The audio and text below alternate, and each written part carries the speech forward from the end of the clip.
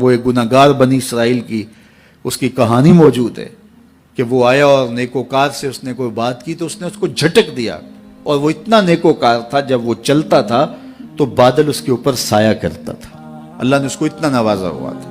لیکن گناہگار کو دیکھ کر کے اس کے اندر نفرت کے جذبات پیدا ہوئے، اس نے کہا میرے سے بات نہ کر، پیچھے ہٹ جا، اللہ اکبر۔ تو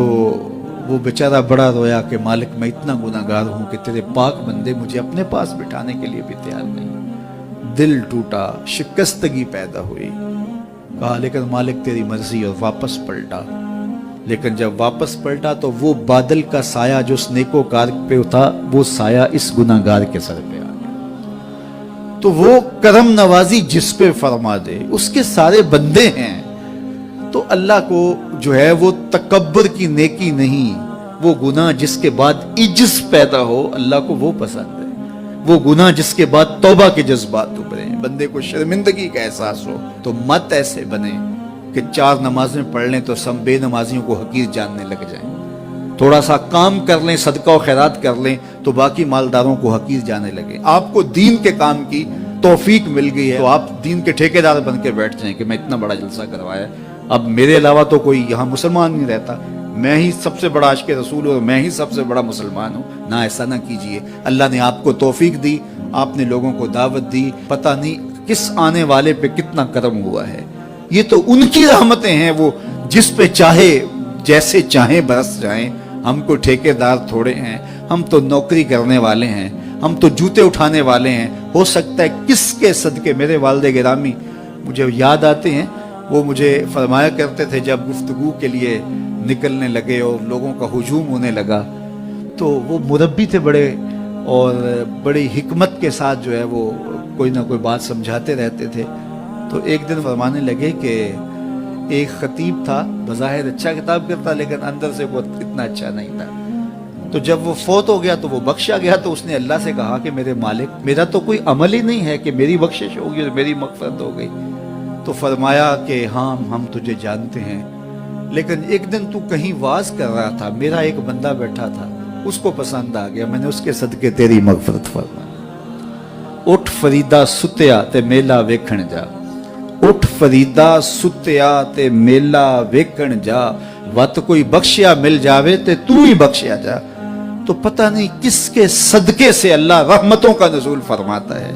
بے عمل کو دیکھ کر کے اس سے نفرت نہیں ہے، نفرت تو گناہ سے ہے، گناہگار سے نہیں ہے، لیکن کوشش کی جائے کہ یہ عمل بد چھوڑ دیں۔ اللہ اکبر۔ ایک جنازہ گزرا اور وہ جنازہ کسی غیر مسلم کا تھا، تو چشمان رحمت میں آنسو آ گئے، تو صحابہ نے پوچھا کہ حضور یہ یہودی ہے یا عیسائی ہے، کوئی اس کا جو مذہب تھا وہ بتایا، تو فرمایا کہ مجھے اس بات پہ افسوس آیا کہ یہ اسلام نہیں لا سکا اور کفر کی حالت میں مر گیا،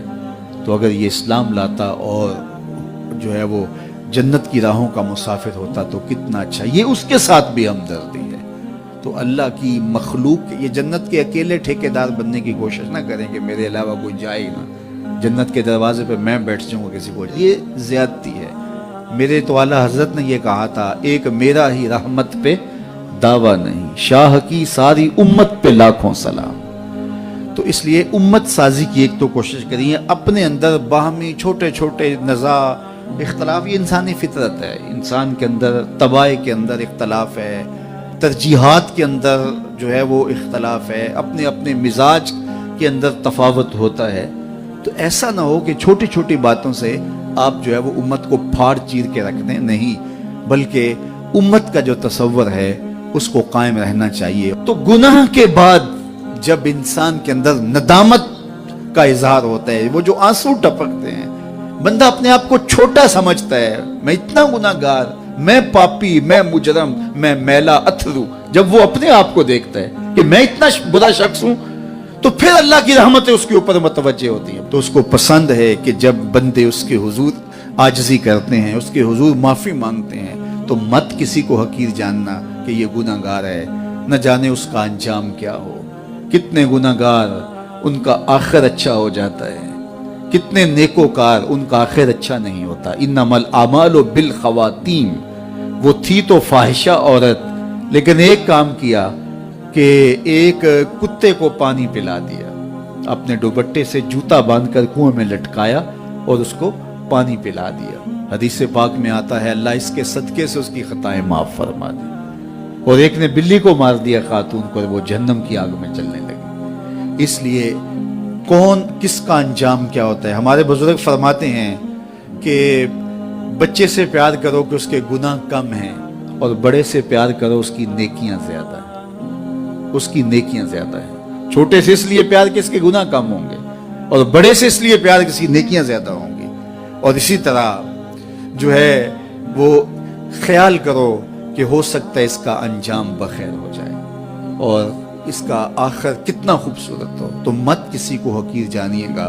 ایک میرا ہی رحمت پہ دعویٰ نہیں، شاہ کی ساری امت پہ لاکھوں سلام۔ تو حضور کی امت سے پیار کرو، مخلوق خدا کو جوڑنے کی کوشش کرو، اور آقا کریم علیہ الصلوۃ والسلام نے یہ جو امت کا تصور دیا اور کہاں کہاں سے لا کے کہاں کہاں کے افراد کو ایک گروہ میں، ایک جماعت میں اور ایک امت کے اندر پرویا، ایک لڑی کے اندر پرویا،